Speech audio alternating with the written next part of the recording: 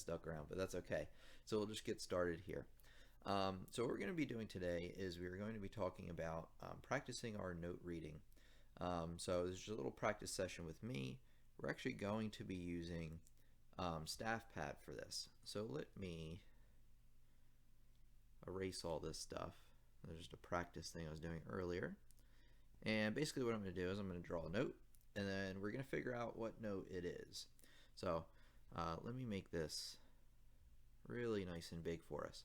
So I'm going to draw a note right there, and then just think about what that note might be, and then I'll walk us through that. So let me just check how the chat and everything is going. All right, good. Looks good. Okay, so that note, if you remember, the two questions you really have to ask yourself whenever you're figuring this out. First question is, are you on treble clef or are you on bass clef? So in this case, we're on treble clef, right? Because treble clef, as you may have seen from my videos, is the higher one up on the staff, and the bass clef is on the lower one. So we're on treble clef. And then the second question you always want to ask yourself is, are we on a line or a space? So we can clearly see that with this note, this one's on a space because it's directly between two lines. There's not a line going right through it. So if we had like maybe the next note up, that note would be on a line, and since the line's going right through it. But if we move it back down, I said move it back down. There we go. You see that's on the first space. Do you remember what the spaces of the treble clef are? Remember that it spells a word, a certain word.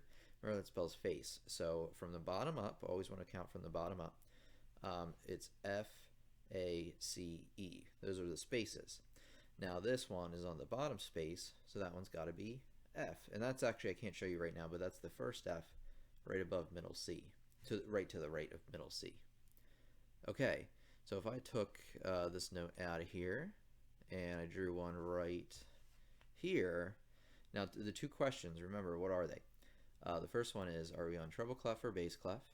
And then are we on a line or a space? So you can clearly see we're on a line with this one because the line is going like right through that note, and it's obviously not between two lines. So what are the lines of the treble clef? Remember, we're always going from the bottom to the top.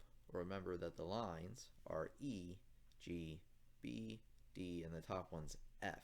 So we have F here. Remember that the saying could be every good boy deserves fudge, or something like that, so long as the letters line up. So we have F up there, and this F's actually an octave to the right of middle C.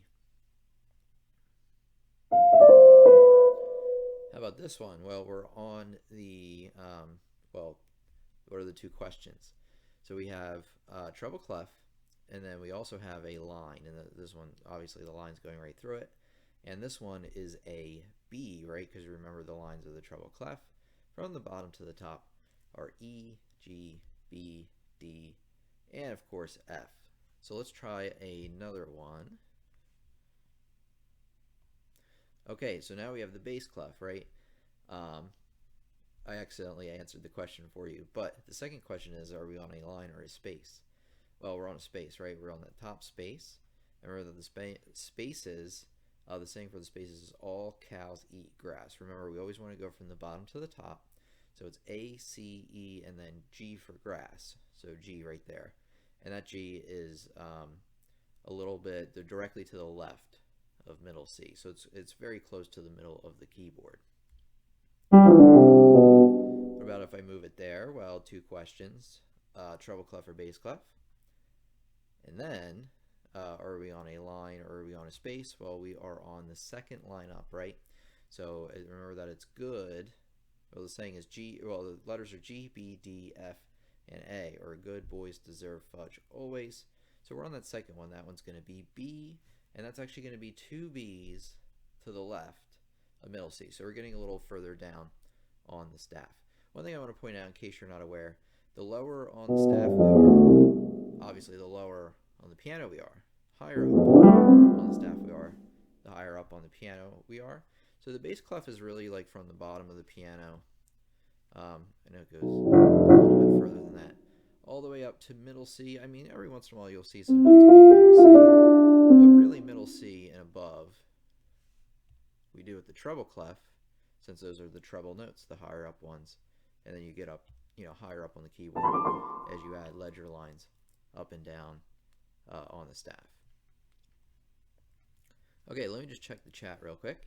Make sure everybody is good to go. No questions so far. So very good. If you ever want to chime in, just let me know, and I will check back every so often with the chat.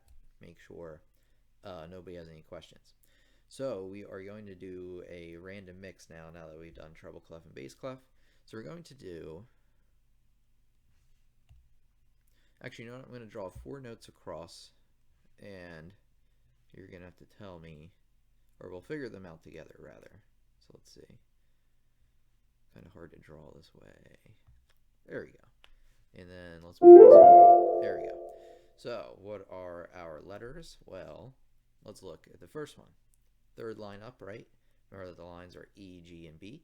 So that's a B. This one's another line, and we just basically said the answer for the other one. It's actually G, because it's the second one up on the treble clef. And then we have the bottom space F, the first letter in face. And then what is that last one? Think about it for a second. I'll give you a minute. Not a minute, but a couple of seconds. That one is going to be an F, right? Since we're up on the top line, and the lines are E, G, B, D, and F is the top one. Always remember to go from the bottom to the top. That one, that will always work out the best. So let's do some bass clefs now. Get rid of those to avoid distractions. There you go, that works. Let me make sure they're all different now. This one's okay, what are they now? Well, I'm going to give you a second while I take a drink of water here to think about the answers for these. So, either write them down or just think about them and have it ready. I'll be back in just a second.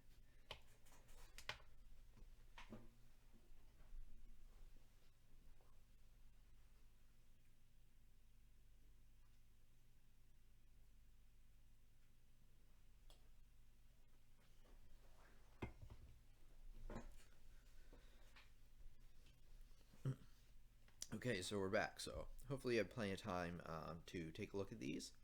So from the left to the right, we have the top space, right? What are the spaces? Remember, all cows eat grass. So from A, C, E up to G. And that G, remember, is one to the left of middle C. You have this one. One thing I want to point out is, see how you have this space here, and then we have the line right next to it?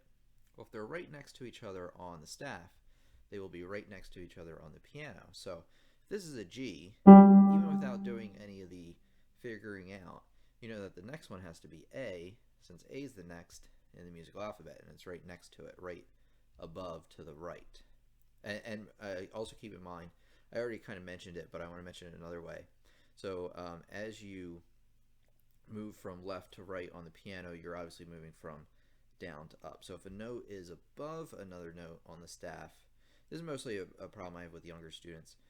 They get confused as to whether the note is below, or like to the left or to the right. So just know that if I ever say above, we're talking to the right, higher in pitch. If I ever say below, we're talking about lower in pitch in the bass clef. So we have G, the left one, A is the next one, and then the last two, we have G, B, D, right? So D on that one, and that is the first D below middle C. Actually, a whole octave above middle C, which is all 8 notes, is that's the C, right? Not directly, but an octave to the left of middle C. So that note's just right above it. Next, we have the note right below, right? Because if I put middle C here, not middle C, the C below that I was talking about, you can see that the is between those two. So if that's C, what's one note before C in the alphabet? I'll give you a second. Right, it's going to be B, so that's actually the answer that we have there for us.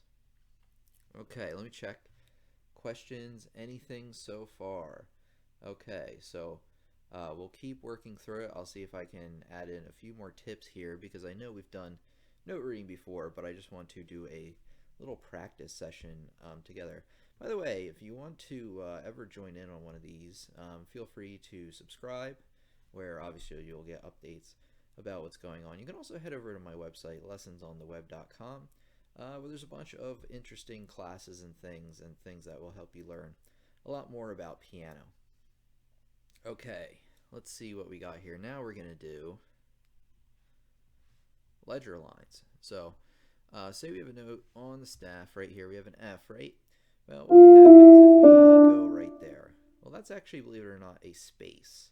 It's a space that exists right below the staff, and it exists between the staff and what we call the first ledger line. That's actually happens to be middle C.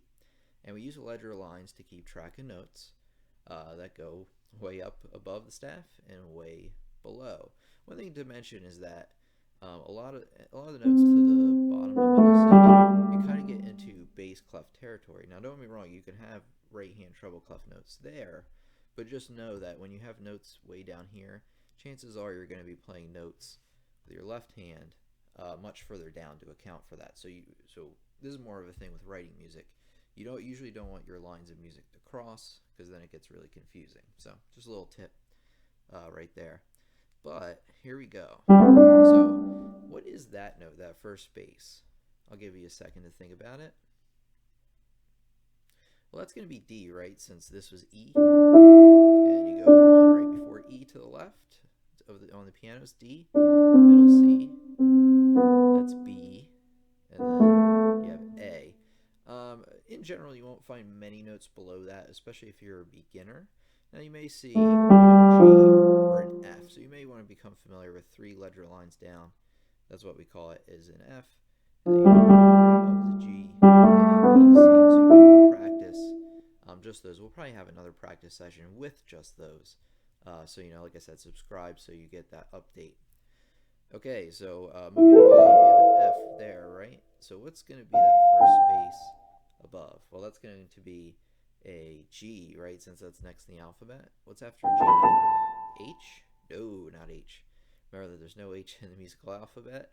The next one is A, since it repeats. And you got B. And like I said, it usually doesn't go above 2 ledger lines, especially if you're a beginner. And then we have, actually, that's a C up there. And then if you want to go up to 3 ledger lines, obviously you have D and then E. Okay, and then bass clef. Oops. We have B, right? Because that's right above that A right here. B, C, D, E, and then that's 2 ledger lines. Then F, G. So the question is, I have a question for you. That G right there where is that on the treble clef? Since a lot of the notes above right here are above middle C, so they're also going to exist somewhere in the treble clef. What line? I'll give you a hint that it's a line. What line of the treble clef would that be on? So here we go. We're going to figure it out together. So if I move this back to middle C, right there, that's right here on the piano, or on the treble clef, sorry. Right, so if I move this one up one, just one, that's actually this note. If I move left hand up one more, that's actually that one. So now we have E and E. Notice how they sound exactly the same. Then F, I moved them both up one. That one actually moved up 2. So then we have G, right? And then this G is actually going to be the second line on the treble clef. Okay. Last thing we'll do is we'll do lines, or we'll do notes down below the staff. So we have G. G is the bottom line. And then you have F. And then you got E. It's really touchy. You got E, you got D, and then 2 ledger lines down is C. And then what's before C? I'll give you a second to think about it. So B, and then that last one, 3 down, is A. So let me check back with chat real quick, make sure everybody is good to go. So good, it looks like we have a few people listening. If you ever want to share, feel free to in the chat, and I'd love to talk to you and say hello, or answer your question, of course. So what do I recommend? How do I recommend you practice notes? That's probably another big thing. I actually did not bring this up ahead of time. Let me do this. So one thing I really suggest is you want to go to musictheory.net. I know it says music theory, but this is actually useful for what we're doing. And you want to go up to the top. There's like a bar at the top, and you want to go to exercises, and you want to go to note identification, right? Yeah. And then this will help you practice your notes. So what note is that? Well, that's C, right? So you click on C, and then it tells you if you're right or wrong up here at the top. Now say you're not used to doing flats or anything like that. You want to go up here, there's like a little toolbar, and you can turn off, it's called accidentals. So if you don't know what accidentals are, those are the sharps or flats that appear. And you might want to limit your range. Like right now we're only doing treble clef. And like if you're just starting out, you might want to reduce your range a bit until you get used to those notes. And then increase your range, you know, up maybe like one ledger line, or down one ledger line and up one ledger line, and go from there. Oh, these little arrows help. Okay. Let's see, lines and spaces. Don't worry about key signatures right now. Just save it as one. Later we'll do the other ones, unless you're advanced at this. And then what else? Oh, clefs. Last thing, if you want to do both clefs, you click on grand staff. If you want to just practice treble, obviously treble, bass. Alto and tenor, if you're a piano player and that's all you want to do, don't worry about those. Those are for like viola and things like that. I'm not exactly sure the exact list of instruments, but I know that's what generally what they're for, are for other instruments outside of the standard piano, guitar kind of realm. Okay, let's see where we've got. So okay, so nobody's left any messages. So what I'm going to do is I'm probably going to wrap it up there. I hope everybody's had a great time listening to me. Like I said, if you ever want to share, feel free to do this, but we're going to have a little practice session like this, probably like once a day if I can fit it in. So remember to subscribe to make sure you get that update and updates of other video lessons I do. If you're not familiar with me, remember I'm Tim from Lessons on the Web. You probably know that though. And yeah, so just have a great day. I'm going to stick around just for maybe 2 minutes or so. If you have any questions about what we talked about today, or if there's anything you want me to talk about, please let me know. And then, of course, after we're done here, head over to LessonsOnTheWeb.com, because why not, right? You'll learn a lot of stuff.